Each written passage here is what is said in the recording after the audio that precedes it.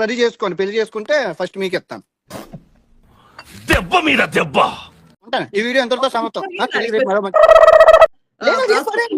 Legal చేసేస్తే ఏ బాధ ఉండదు. గొప్ప మనసు.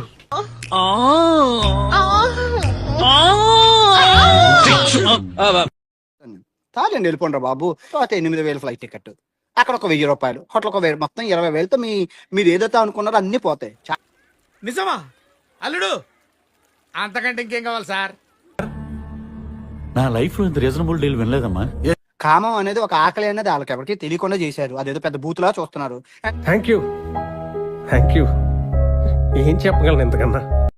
అబ్బాయి కోసం 100 వీడియోలు చేశారు ఆటగారు సిరీస్. మీరు అమ్మాయి కాబట్టి మీరు ఆటగత్తి అనేది మీరు సిరీస్ చేయండి. అదేంటో అంత మాట తీసు. నాకు తెలియదు అమ్మాయిల ఫీలింగ్ ఏంటో. అమ్మాయిలకి మైండ్ ఎలా ఉంటుందో తెలియదు. నాకు అమ్మాయిల మీద అవగాహన లేదు. అబద్ధం చెప్తే నమ్మేటట్టు ఉండాలిరా. చాలా టీవీ ఛానల్కి సిగ్గు లజ్జం ఉండాలి. ఇప్పుడు ఆ జాఫర్ గారు ఉన్నారు. జాఫర్ గారు మీరు జర్నలిజం కి కళంకం తెచ్చారు. తిట్టుకోకుండా ఇంట్లో 10 లక్షలు తీసుకొని ఆయనతో కొలాబరేషన్ చేసి బెట్టింగ్ మ్యాచ్ కనబడుతున్నా అది బెట్టింగ్ కాదని చెప్పాడు పెద్ద మనిషి. టెలిగ్రామ్ లో బ్యాడ్ న్యూస్ ఉంటే పోస్ట్ మ్యాన్ చంపేస్తారా? ఈ ఛానల్ ఎదుగుదల కోసం ఒక దొంగని దొర అని ఎలా చూపిస్తావు?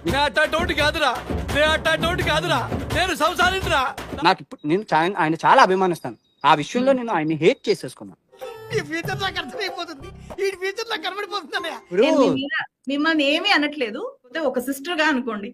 ఫోన్లేండి ఆడబడుచు కట్నం. అయితే అన్వేష్ గారు నాకు ఒక డౌట్. అటు కాదు, వెనకమాల బ్యాక్ సైడ్, బ్యాక్ సైడ్.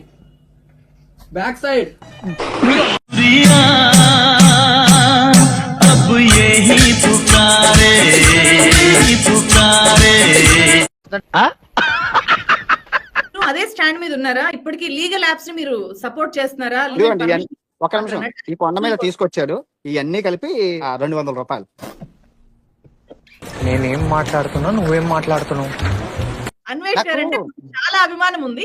ఎందుకు ఆయన బూతులు ఎందుకు మాట్లాడాలి? అది ఏంటి ఆ బూతులు ఏంట్రా నువ్వు? సరే బూతులు లేకుండా కష్టం రా. సారీ. నువ్వు మా అమ్మని తిడితే నేను మీ అమ్మని తిడతారా బాయ్? అంటే నాకు అందులో పిల్లకలు టచ్ అయితే నేను ఎవరి మాట వినను. వాడి నోట్లో రోలెందుకు సార్ పెడతారు? వాడికి అసలే నోటి తోలు ఎక్కువ. నేను ఫైటింగ్ చేస్తుంది గాంధీ మహాత్ముల పిల్లలతో కదా, రాక్షసులతో చేస్తున్నాను. మీకేంటి? యుద్ధం చేశాను, ఆ యుద్ధంలో నేనే ఈ ఇమ్రాన్ గారు కానీ బయ్యస్ అన్ని రాక్షసులు, దొంగనా కొడుకులు. వీడేమరు ఆడేడ తిరుక్కుంటూ స్టీరింగ్ నా పొంగికి పెట్టిండు.